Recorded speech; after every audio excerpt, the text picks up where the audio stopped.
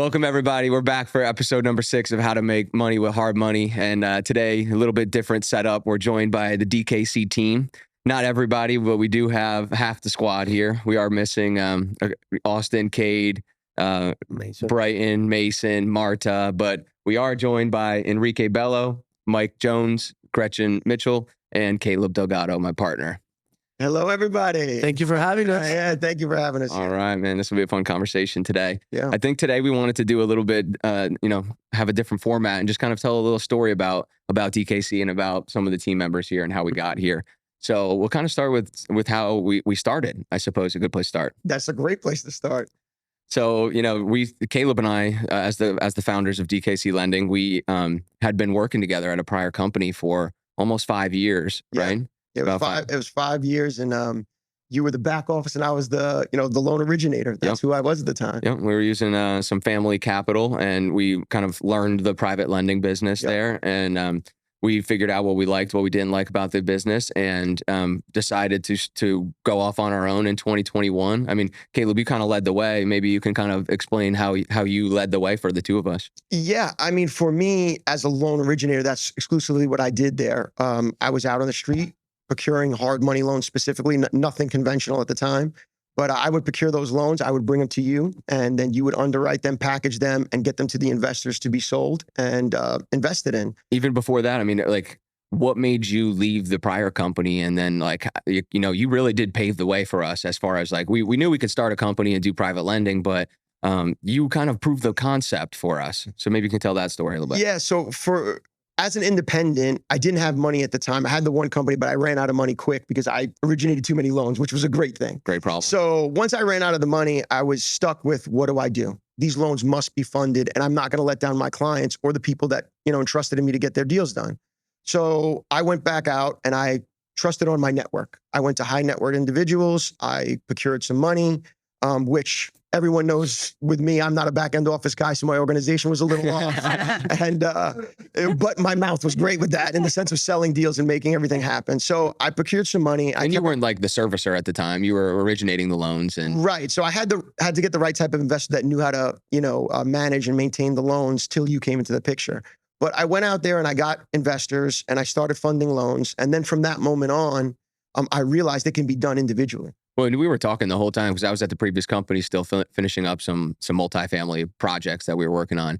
And, I was kind of watching you and we were talking all the time. We were best friends too, have been since. But I was like, can he actually do it? Can he do it? Close the deals and come up with the money. And I think that was the best part of it because we were both probing each other at the time. Yeah. I was always seeing how much you could do and you were always seeing how much I can do. But you were working a full-time job too at the time, right? And that was the time. Yeah, I was actually working in medical sales at the time. Yeah. Dr. Tony Aboud gave me a shot in medical sales because I had my real estate background from New York. And when I came over here, I had no job, no network, no nothing. So I had to redevelop myself and reinvent myself. And I did it through medical sales. Shout out to my mom. She gave me the advice to do that because she said medical in Florida would always be there. But I had no background and I was just in sales. But that sales transitioned to my background, which is real estate and mortgage sales. So when I got into and proved the concept with you and I, you knew it could work. I started showing you some of my checks every month. We started going back and forth about the deals. That's what made me make the leap. Yeah, but you started giving me a lot of advice. You were telling me things like, Caleb, watch out for this, watch out for that. You were always helping me, even though I guess indirectly you were shaping me up so we could make this jump together. Sure. So then fast forward, you did close a number of deals, kind of the concept that it was possible. I ended up leaving the company and we started DKC Lending in January 2021. It was. Exactly. We started at that time and we hit the ground running. Our experience allowed us no lag. There was no layover. I already had loans in the queue. You already had all the background and understanding. We had been doing it in the Bay Area for about 5 years prior to that. So, when we started really originating loans, it was like I had a back end of the previous company. So I just started an empty back end for this company and was waiting to fill it in with loans. So that's where, you started funding or bringing the loans and it was raising capital with new loan deal flow was kind of challenging, but we quickly, like you said, I think we closed about 12, 13 million in the first year. And at the end of that year, I think it was around August was when we brought on Enrique and Mike first. Correct. And Enrique, actually, specifically, you were working with us at the prior company. I think you were towards the end. You were still finishing up school. Right? Yeah, I was finishing my MBA. And thank God I met you on a soccer field and you and I exchanged numbers, and from there our relationship grew. And then one day I remember going to your house one day at like 8 p.m. and I told you, hey, David, I need to sit down with you and show you this software that I'm working on with Brandon. Shout out to Brandon. Yeah. The whole We were scraping data from the internet and, cleaning it up and putting in a nice platform with nice colors and stuff. Yeah. And then from there, you told me how you gave me an idea on how behavioral data and demographic data can be used for the lending company. So you made me, you rung a bell in my head. And from there, me specifically being Latino and speaking Spanish perfectly, being my first language, I saw the potential. You also made it clear to me that there's a lot of potential in this industry. Yeah, it was kind of mutually beneficial at the time then too, because we were running at that lending company, and when we started DKC, we didn't have a website or anything. So Enrique was a huge part of building out the website and really bringing the IT portion to. Yeah, our portal, our proprietary portal that we're currently going on phase 2, but. Right. The start was like Enrique, me and you putting up the portal, and Mike was there on the development side and getting an intro into lending as well. So, I mean, you and I were kind of doing some fix and flip projects and met on the development side, and you started originating some loans and getting into that. Originating, processing. So, and the processing really came from my operations background. Yeah. Because I was working a full-time job at the time. So kind of back to the narrative here was like first year we kind of proved the concept, getting some loans out of underneath. We started raising some money, also had this little software and a nice website. And then, and what kind of started from ground one, you guys all served at basically every role of the company at one point. I mean, Enrique started out as the loan servicer. Mike was a loan processor at one point. I was originating loans. Caleb was raising money. We were all wearing multiple hats at that time. It was, that's definitely how it worked. But the greatest part was how each of our independent skill sets complemented each other so well.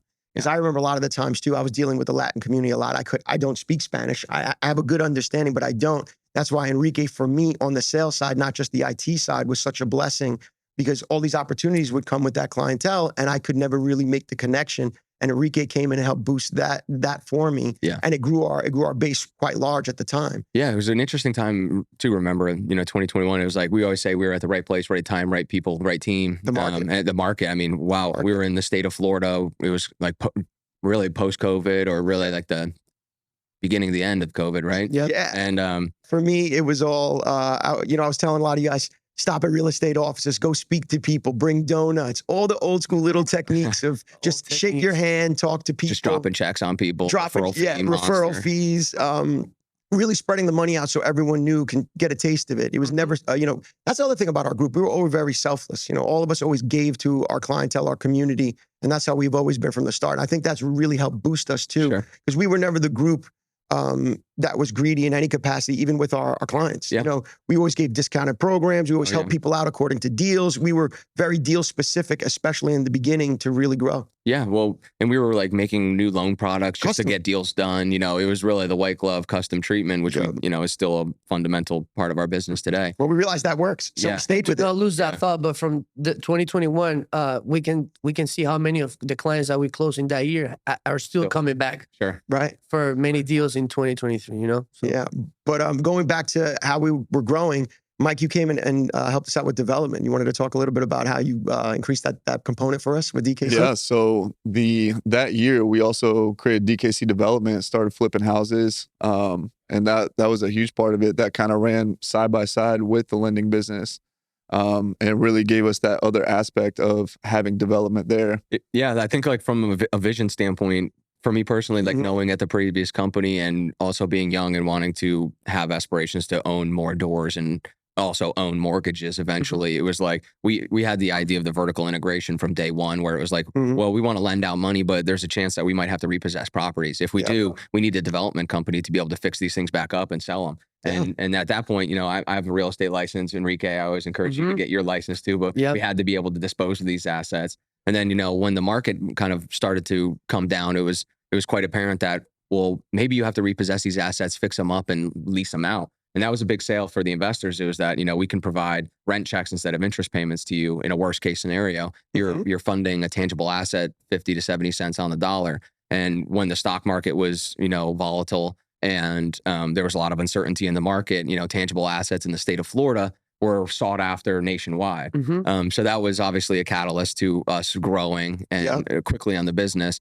And then I think, so fast, we were literally at Starbucks. I remember we were doing our team meetings at Panera one week, Starbucks the next week. If you're watching this on YouTube, we'll share the pictures. We have pictures of documentation. I mean, that was our team meetings. I mean, I was living in Virginia for part of that year, traveling back once a month. And, it was true grassroots style where we were using spreadsheets, Google Drive, and meetings at Starbucks with 4 friends that were like, we think we have this vision to vertically integrate and we can raise capital if we come up with the right product. And that was kind of the framework. And I think what was also great at the time was all of us were going through such an individual journey of making transitions. Like you said about Virginia, I was changing from a full-time job or going both and then making the jump into that. Brilliant. Enrique, your journey. I was working with Lawrence and finishing school. Yeah, finishing school. Mike, you had your full-time job and you were making the jump. So for all of us together, and we'll introduce Gretchen as you came in because you were a pivotal part as well. Year 2. But as this all came together, we were all going through the same journey at the same time. So it really made us like,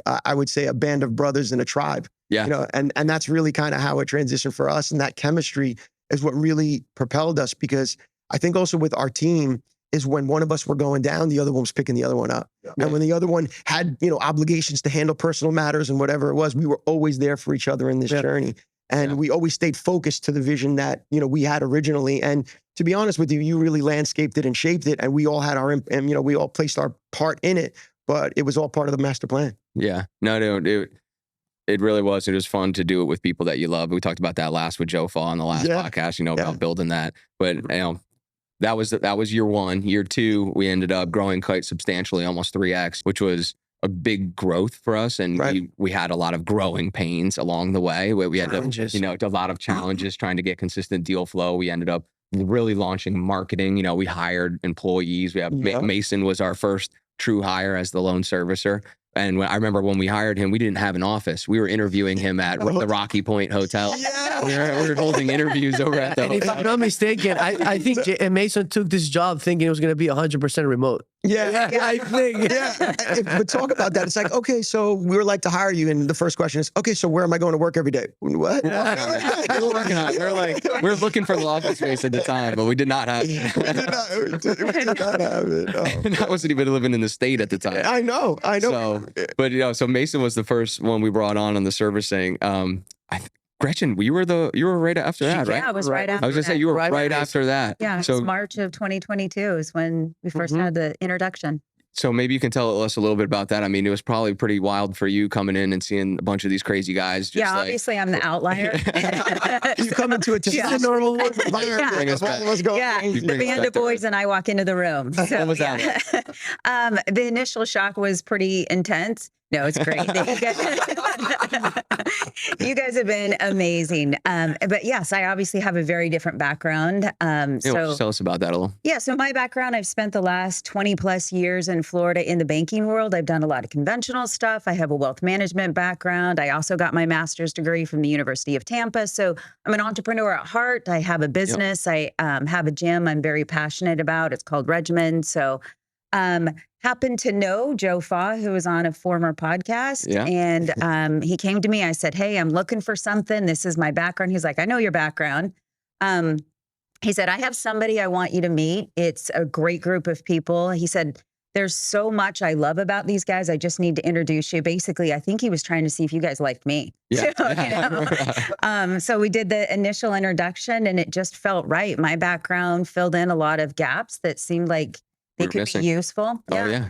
And the team could have been more supportive. And what you guys had put together in such a short amount of time with my entrepreneurship background, I was pretty impressed. And the more we started talking, I started to see you did this in 2 years. Like, this is amazing. Yeah. So it's been good. Yeah, no, it was certainly like we were all entrepreneurial in a way coming on, but we were really a young group that was not. I mean, Caleb has had quite a journey. Let's get it out of the way. The old man in here. I gotta say, this was our first role. Caleb is actually a veteran. He's done it before. I can't disrespect you in that way. Yeah, no, I have a little bit longer of a story that a lot of details can come out, but it would take a lot of time. But my original story, so everyone can get a little glimpse of it, was Long Island, New York. That's where it all started for me. And as a young kid, soccer, our religion and our love was my passion. That's all I cared about as a youth, was just playing ball and going to school, playing ball. That's it. That's all that mattered to me. And then as Soccer gave me that competitive nature and that discipline. It went into college, but in the time of college, you know, I had a family, a little bit of a hardship that had required me to come back home.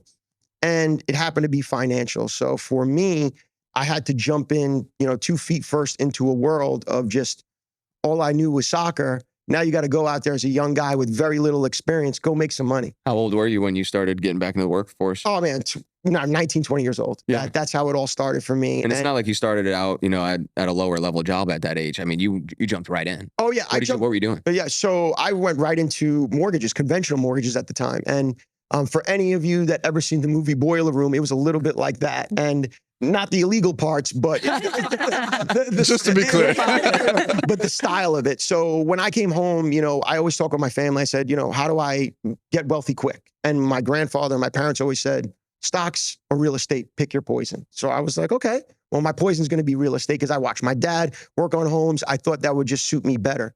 But then I looked at my friends and I started calling on my friends, who's driving the nice car, who has the nice this, who has the nice that, as a young age. And hindsight, all the guys I was looking at was probably their parents' cars or something like that. But anyway, it led me to seeing one of my friends that were doing mortgages and conventional lending. It led me to Fidelity Borrowing. When I went to Fidelity Borrowing, it was 200 guys sweating in a basement, scripts on the wall, scripts in the hand, headsets on their head, pitching. And I'm like, what did I just walk into? Ripping 200 calls a day. 200, 300 calls a day, guys working from 8 a.m. to, depending on what coast they're calling, to 10 p.m. It was just, lack of better words, a shit show. But going into it, I was just very taken back and I didn't know what to do, but I just dove right in. I read a script. I was a natural. I got on the phone. How long were you there in that job for, and what did it look like on your exit? Because we talked about you were in the medical space, so you're in the boiler room. So I was in the boiler room from about 19, 20 years old all the way up until about 26. 26. Yeah, and at that time there was a whole history of growth and success because I took to the field naturally. I sold tons of conventional loans. I did very well. I even developed a business from New York to Florida, where a lot of the condo conversions, apartment sales were going on. So I met with a very wealthy developer. My friend Vinny and I together, we would travel from New York to Florida every 2 weeks, going back and forth. I could go into detail later, but what that does is 08 happened. Everything shuts down. You walk into your job, change on the door, you don't know what's going on. I happened to be lucky and do very well where I didn't have to work for 2 years and I came down to Florida. What brought me to Florida? A woman. You know, I was in love at the time and she just happened to live in Clearwater, Florida. And I moved, and I always loved the West Coast of Florida for whatever reason. And I came down and that's where my journey started. But I didn't work for 2 years. Yep. And in that time, I had to reinvent myself where I went into medical sales. Yep. I met Dr. Tony Aboud, who gave me a shot in medical sales where I flourished. You know, I went in, we started doing big volume quick. People liked me. They had to change the comp packages for you. You kept breaking them. Yeah, that was the other part too. Kept making too much money on the comp packages. Yeah, so the thing for me was when I talked to Tony and these guys, I was like, look, just give me the bare minimum. I'll show you what I'm worth. I was never one of those guys that demanded anything. I was like, just let me work and show you. And then within 2 minutes, they're changing my comp package. Like you're making it was a whole big thing. But nevertheless, I knew real estate was always my passion and my love. And it was something I was going to dive in, whether individually or in a company. And, you know, mortgages was my gift. And that's the way I knew how to get in. And meeting you at the other company. And Tony, we met on the soccer field too. Yeah. Well, you know, like I said, our religion and our love, soccer brought us together. And then, but making that transition at the company for you and I, that's when DKC happened for us. And Gretchen, you were in the mortgage business around 08 as well, right? Oh, I absolutely was. Yeah, I was the mortgage banking director for Wachovia when all of that went down. I was actually there when we declared bankruptcy and watched the doors shut. And it was quite a time. I had property myself. Like I was right in the heart of all of that. Yeah. So I had 66 loan officers at the time and 164 financial centers that I was responsible for. And it was brutal. It was not a good time. It was super, super difficult. Watched a lot of families suffer. And so I have a whole appreciation for every side of real estate. Yeah. So when I say that we're a young group, I should say this side of the room is young, but they have a lot of experience too. So that's starting to realize we were segregated. But that's what you guys brought to the team, and so how we really do have when we look at the team of 12 now, and you look at even Mason, Marta, the 5 of us, and your Cade, Austin, Brighton, Rob Fall. The team is so diverse and brings different skill sets, and we all have our own different journeys. So I guess that would bring us over to, Enrique, why don't you tell us a little bit about your story? Yeah. Where are you from? So I'm originally from Venezuela. I come from, my entire family is from Spain. But, I grew up in Venezuela, in Miami, so very Latino. And then from there, my dad always had planted the seed that I needed to go to college in America. So that was my ultimate goal growing up. And the way to afford college was also through a scholarship, as you very well know. Oh, yeah. So that was my dream growing up. Thank God, I achieved the dream. I ended up going to. Thank God you have a left foot. Yeah. So gladly, I earned a scholarship to go play soccer, the D1 soccer at Seattle University. That's where I was there for my freshman and sophomore year, 2011 and 12. From there, I transferred to University of Tampa, where I finished and I also played. And from there, I just started working. As you guys know, Venezuela's going through a really rough time politically. So that got me to, I wanted to stay in America. I didn't want to go back home. And that drive and that desire of, of the American dream, I would say. Yeah. And that wasn't easy for you to be able to stay. No, definitely. Because, family away, I'm the only one here. And even from a visa perspective as well. Right? Yeah. You guys are very aware of that. So, but that got me to, to put an extra effort and, seeing my friends moving to Europe, trying to figure out their lives, and everybody in there was going back to Venezuela. I was like, I don't want that for me. So I found a way to, make money, afford my MBA. And at the same time, you're at UT, right? Yeah. So I had to make a decision. And you were getting ready to graduate, and that's kind of. Yeah. So, and then I joined a workforce. I actually started working for Jake Rether, somebody that you and I also have in common. Yep. He was my boss at a marketing company where I was his executive. I was a rep for him. I used to manage his accounts, selling websites and social media. And from there, I learned that this is, it's really easy for me to sell. Yeah. Just like you, Jake was our soccer. That's what I was telling you. Like our men's league soccer coach putting the team together, and that's how Enrique. And that's how I get to you. One time I play against Jake. And I actually see Dave score 3 goals on my team on a Sunday morning, and then I'm like, why? My team wasn't prepared. I realized and I'm like, I need to be with that guy. That guy showed up ready to play. And that's the attitude that I wanted. That guy's way too competitive for men's league. but that's the attitude I wanted. I was also a very competitive guy, and I wanted, like you, I show up to my work ready, to perform. Amen. And that's the attitude that I wanted. And the fact that I saw someone scoring 3 goals from me, I was like, I need to be with that guy. Yeah. So. And then he joined our team. He was the only one that would like tiki-taka and play the ball on the side and actually give it back. And it was just like him and I running down the left, just passing back and forth to each other. So from there, guys, if you want to get along with David, starting with soccer is the easiest way. And from there, I earned his confidence. And then, like I said, I started working with a couple technology projects with Brandon. And I knew money was into real estate. Yep. And the one time I had a question, on a real estate project, I went up to you. You gave me a really good advice, and you told me on how I can capitalize that with, my skills, my language. And from there, you actually helped me get into the old company that we were at. Yeah. And I helped you on your way out. And from there, we just started working together. Right away at the website, day one with DKC. Day one with DKC. Talk a little bit about, so your path as a professional now. Now you are certainly a real estate professional. Yeah. You have your real estate license. You were a servicer, processor, originator. Like, talk about your path a little bit with DKC. That's actually a great question, a great point, because I'm not gonna lie, it's been a great challenge.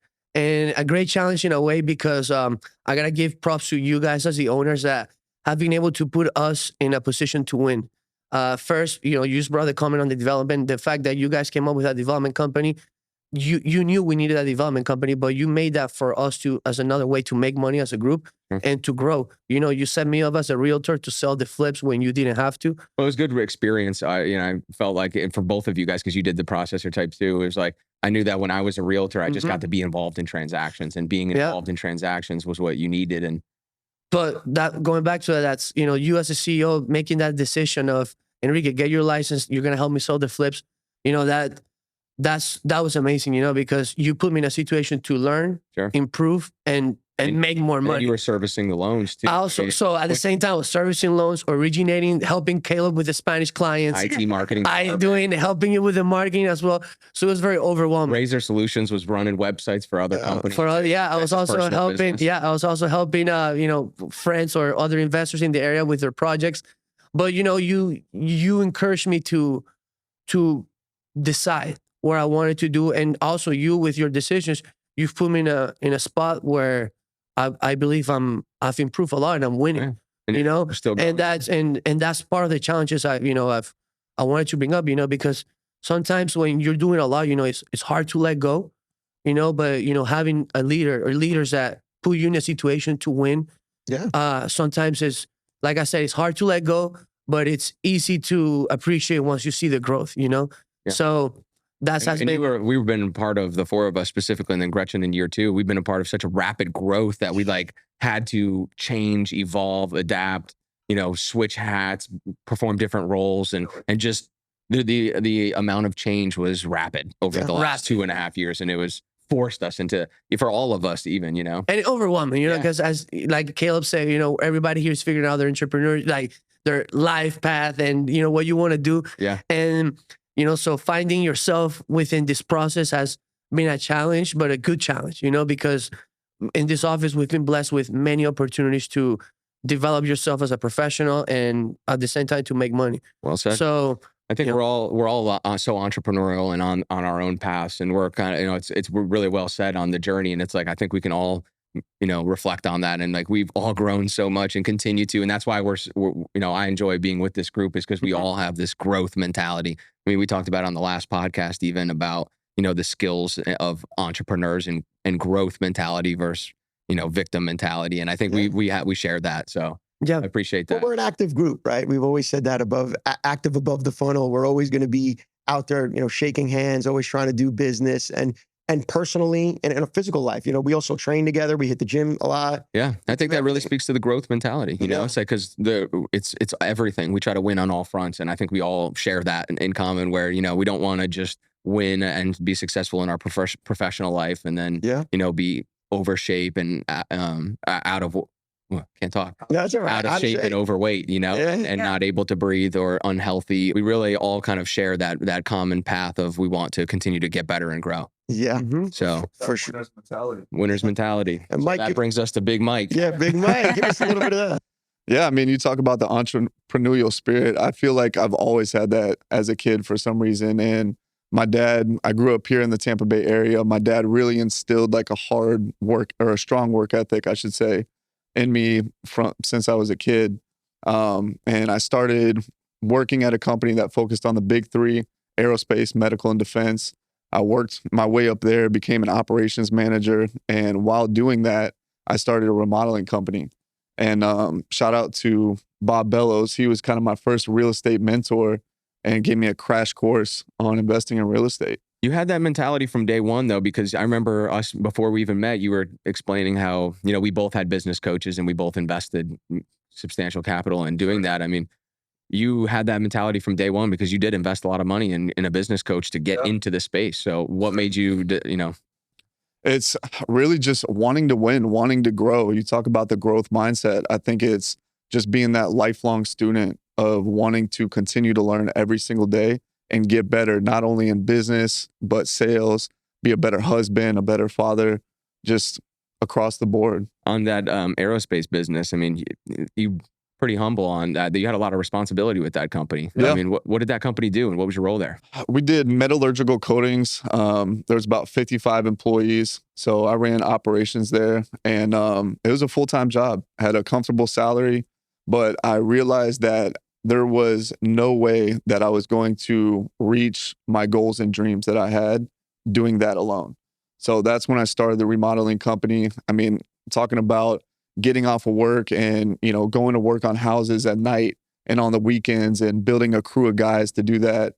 And honestly, just learning it from YouTube. I didn't have someone who really taught me how to do it. So he's like a full plumber, electrician, and he just YouTubed it all. There's a winning attitude. Well, Mike, you said something really important in the sense you were talking about a salary.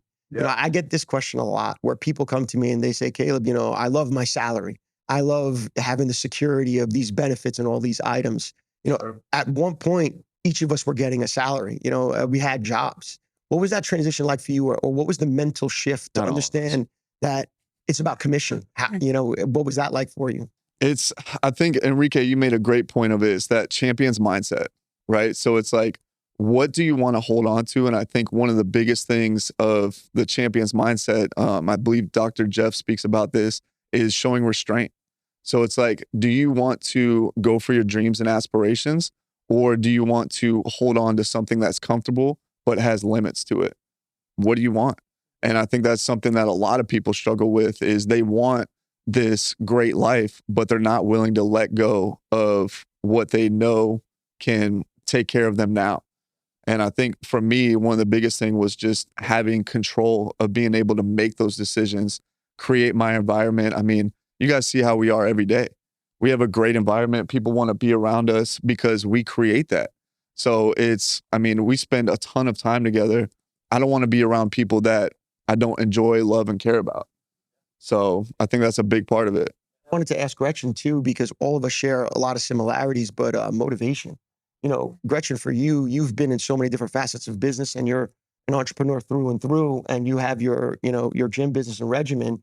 Talk about what keeps you motivated and how you wake up every day, fighting for all the things you love. Yeah, I think that's one of those things you almost are born with, is kind of where I'm at with it. But I will say my biggest motivation has always been my 3 kids. So I have 3 girls. I raise them by myself for the most part.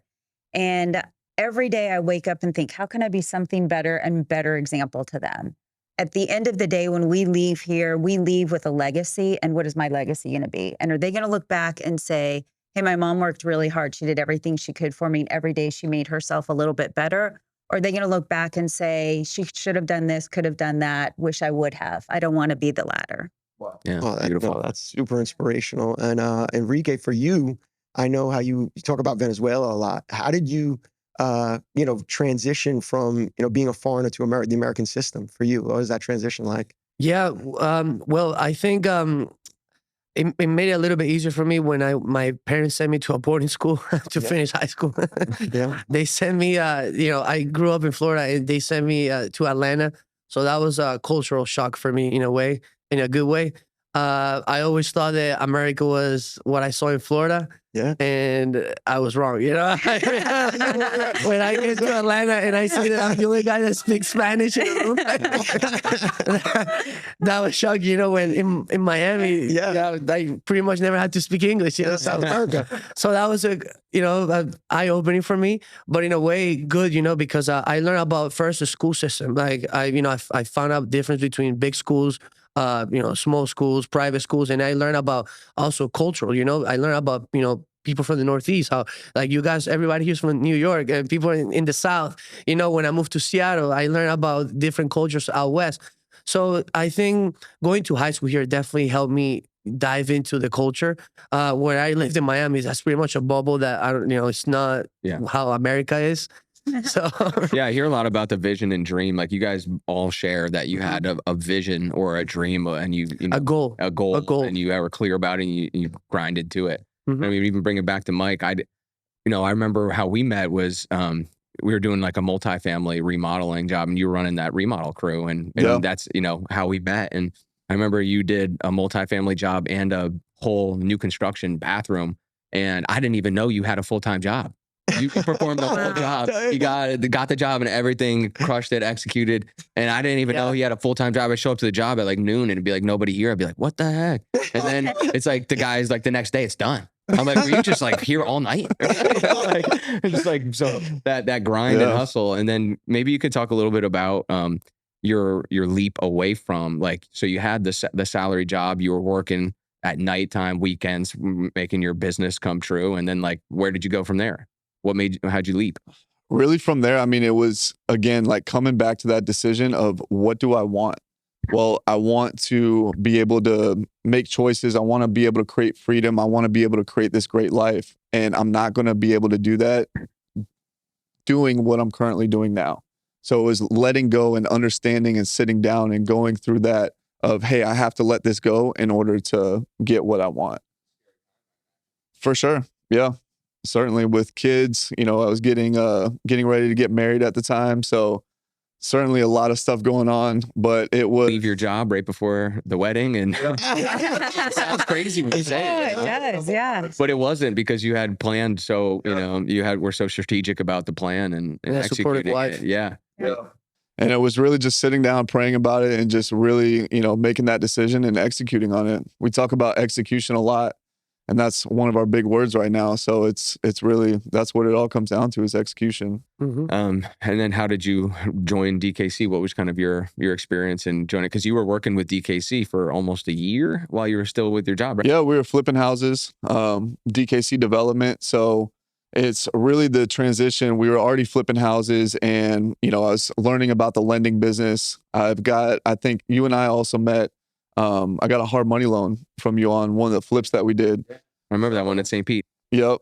So really it was like a 40K loan or something. Yeah, something small. It was just kind of like try it out. So really we were flipping houses on the side, and that's when, you know, made the decision again. It's like, do we want to just flip a couple houses a year, or do we really want to take this development company and create systems and processes and make it a real company and, you know, hit real growth? So it's funny, like we all have some sort of similar stories as far as, like, you know, moments of, you know, you have a goal, a vision, it got uncomfortable along the way, and then you had to make some sort of leap of faith in a way to, you know, make your dream come true. I always remember a quote. I don't know, for some reason I connect this quote to you. I think you have it on your desk somewhere, but get used to being uncomfortable. Yeah.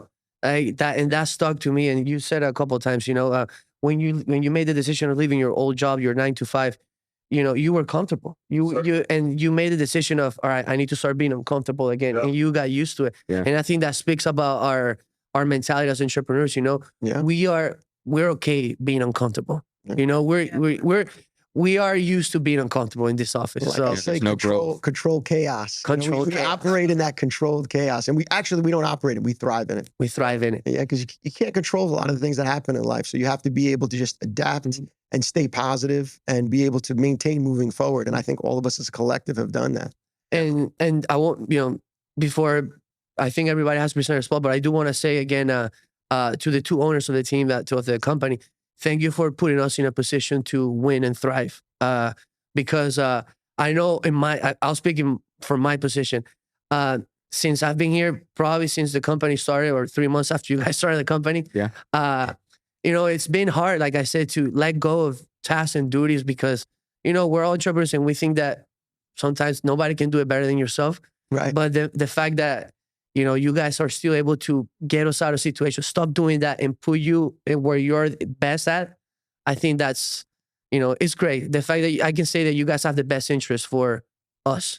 You know, it speaks to that being uncomfortable for all of us. It's kind of like that analogy with like the lobster or the crab. Like, they don't grow into their next shell. They have to shed their shell, and like they can't literally shed the shell and grow until they're so uncomfortable. You know, and that is literally what it is. You cannot grow without, you know, being uncomfortable. Yeah. And how is can you talk about the DKC environment today? How's the environment at the office with the other guys, like with the rest of the team that's not here? Like, yeah, I know we're missing. I don't think we could fit them all on the podcast. No, I mean, problem. We're still in such a growth mode. I mean, we have some really big initiatives going on right now for you know, for the audience. We're really launching a new marketing campaign with a new company. You know, we have a very large proprietary software being built right now for the back end of the office. You know, I think that's going to be something really special that could be around for 10, 20 years. So with that big push, and, you know, we're on the path to 100 million, you know, and then it'll be to $500 million from there. So, you know, it's like we said, we're never finished. We want to keep growing in that relentless mentality. And maybe, you know, who knows if we get there or not, but we're going to keep showing up every day. Like, you know, like that's our goal. So, you know, keep continuing to streamline this business and create consistency for our customer experience right now is really important for us, because, you know, these are fun problems to have, or not even problems, challenges, you know, as far as when you're growing a company and you're going from 10 million to 100 million, you know, you can imagine all of the issues, you know, from insurance compliance to, you know, interest collections and calculations, to being able to process, you know, we were doing 7 to 10 loans a month, and now you're trying to close 30 to 50 loans a month. You know, so being able to process application, you know, evaluations, inspections, underwriting, title, you know, closing statements, and then back end, and then, you know, you got loans paying off now, and so the business is in full force right now, and it's fun to kind of problem solve these issues that keep coming up every day. Yeah, I mean, we've also juggled, you know, coming from the conventional world too. It's like juggling, like not trying to be like a bank and staying private money, and still making it very streamlined for our clients to be able to succeed and get closings done in a quick period of time. It's been a tremendous challenge for all Yeah, I of us. think something to end with for today too is like the market has been, so not only did we grow and triple in size, but the market's changed a lot. I mean, from a year ago, it was a complete seller's market where you'd have 10, 15, 20 offers on a property going over asking price.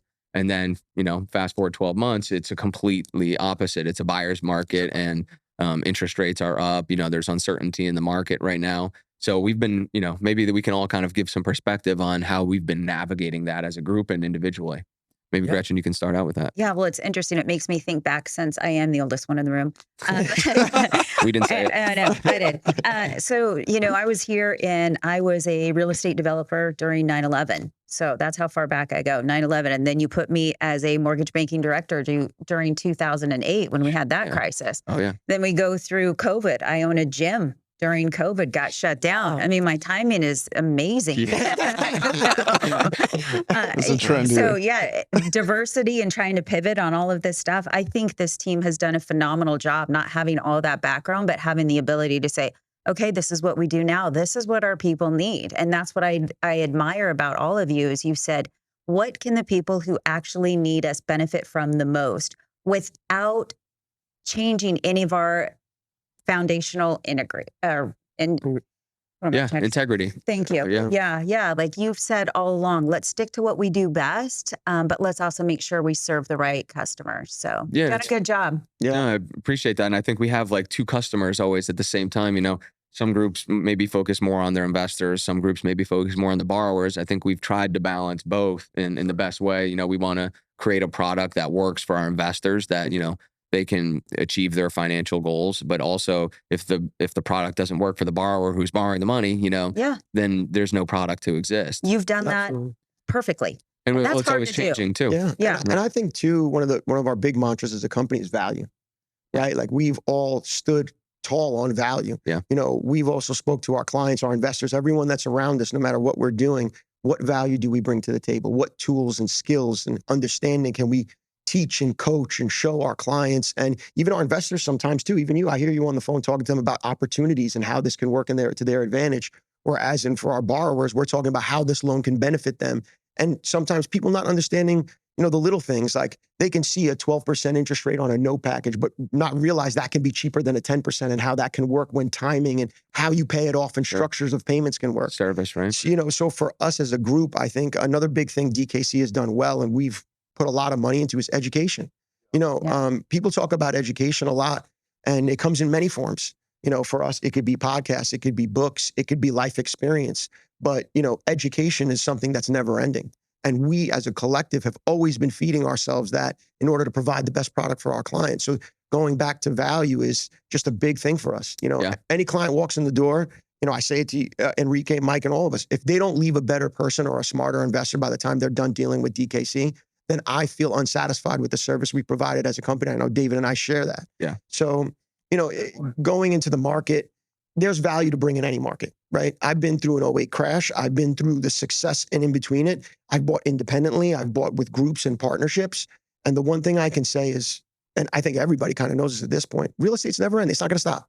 Yeah. You're going to buy in low markets. You're going to buy in high markets. It's your tools and education and the information you give yourself at the cutting edge to give yourself the edge versus the next person. Really? So, I think going back to the market, it's all value. You buying good, you buying bad. It's the tools you have and the resources you share. So DKC, I believe we provide a ton of resources and exposure for our clients. Yeah, no, I think that's this market shift too kind of made us focus on the data. And when you say information education, something that we've been really big on is the data. We're studying all the MLS data, all of the sales data, also with a more maybe large, big picture economic data. And, we're not trying to have an opinion on it. We're just trying to be maybe not the first, but also not the last. We're just following the path. And, one example of that might be that our loan products went from, 90% fix and flips a year ago to over 90% refinances.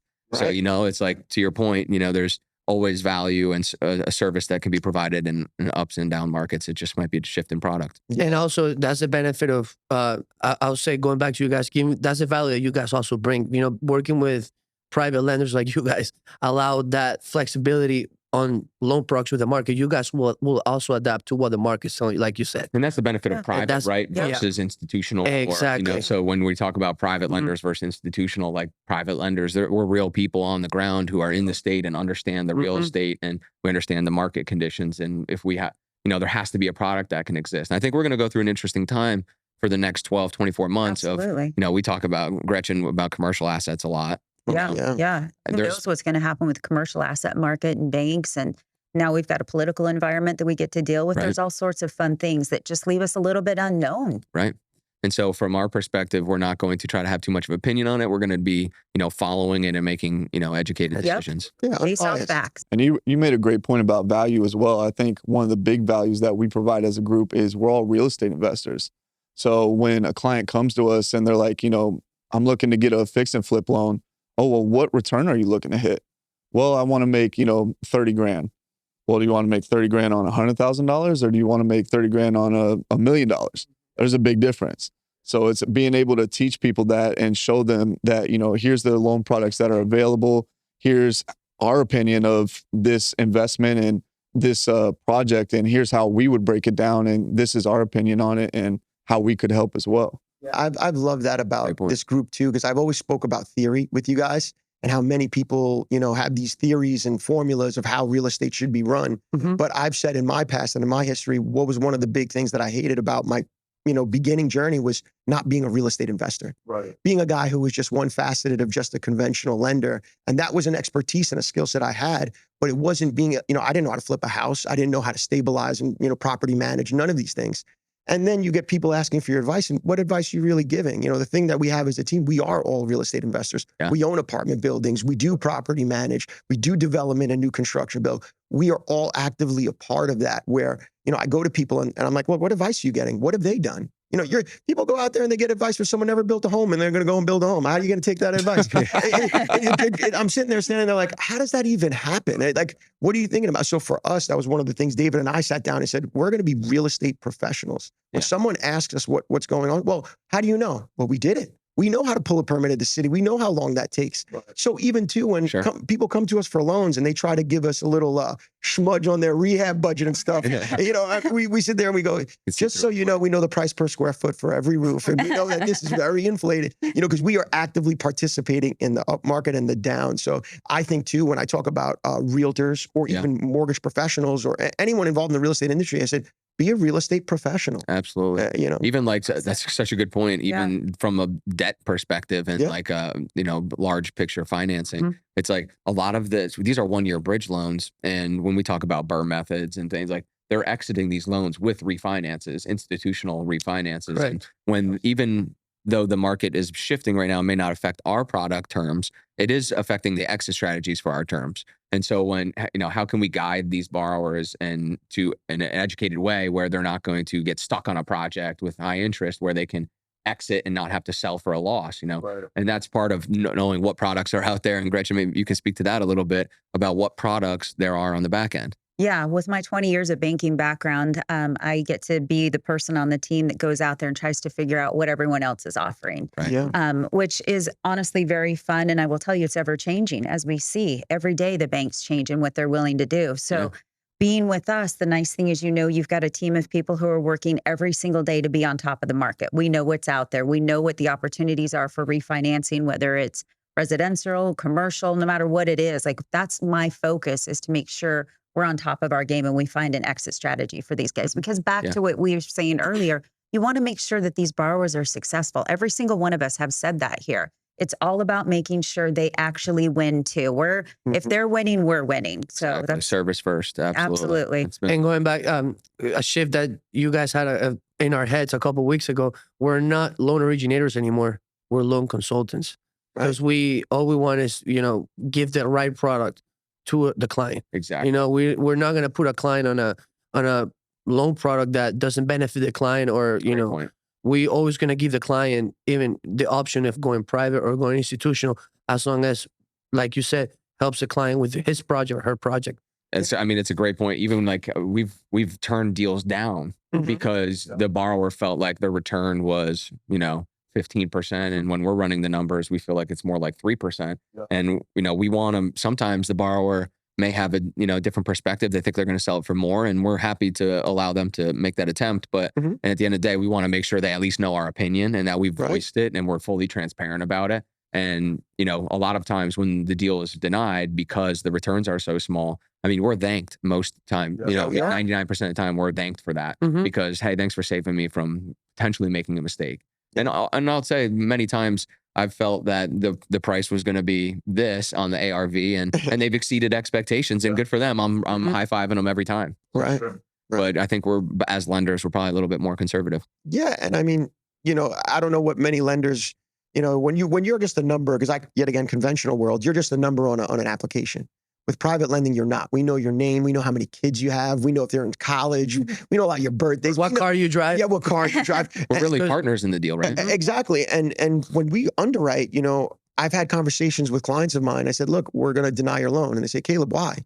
Well, us as a lender, we're in a great position. We win on this loan. We'll make money. It's all good. There's not a problem. Our investors will be paid whether you fail or whether you're not. But for me and us as a collective, it was, no, we don't want to do it because it's not about us being in the right position. It's about everyone in the right position and winning. Yeah, win-wins. Win-wins, for sure. Awesome. I think that's a great way to finish this up for today. So thank you, everybody, for joining us. It was another great episode of number 6. We'll definitely have everybody back for another round. Yeah. Awesome. Well, thank you for having us. Yeah. Thank you guys for having us in your space. Yeah, absolutely. Bye-bye. Thank you for joining for episode number 6 with How to Make Money with Hard Money. Be sure to like, subscribe, and follow at DKC Lending. You can watch this podcast at YouTube and Apple Podcasts.